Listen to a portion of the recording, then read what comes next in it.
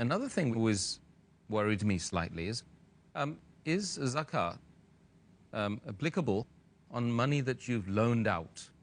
As far as money that is lent, anything lent, whether it is gold that is given on loan, or silver, or money, or currency, the person who owns that, he has to pay zakat on it. Though I know that the one you have lent to, but natural, without any riba, without interest, that's haram in Islam. Yeah. If you have lent to someone, then the person who owns it has to pay, and the person who uses it, he doesn't have to pay. And you have to calculate it. For example,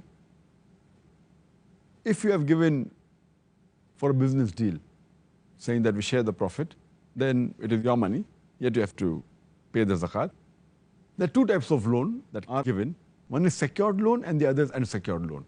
If you give to one of your friends or relatives a loan without any riba interest, just for the sake of Allah subhanahu wa ta'ala, if it is a secured loan, knowing the person is rich and return it to you, you have to pay zakat every year.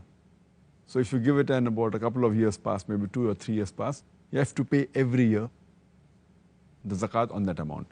If you have lent 100,000 rupees, $100,000, then you have to pay 2,500 rupees or $2,500 every year on the money you have lent every year.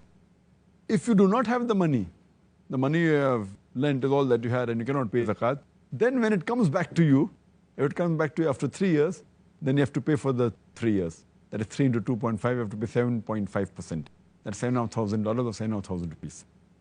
And the other type of loan is an unsecured loan, where the person who you have given to, maybe is poor, and you have doubts whether he will be able to repay the money or not.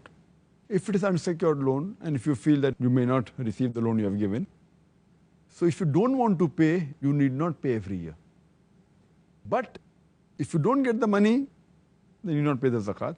But if you get the money maybe after 5 years, then you have to pay for all the years that you had lent.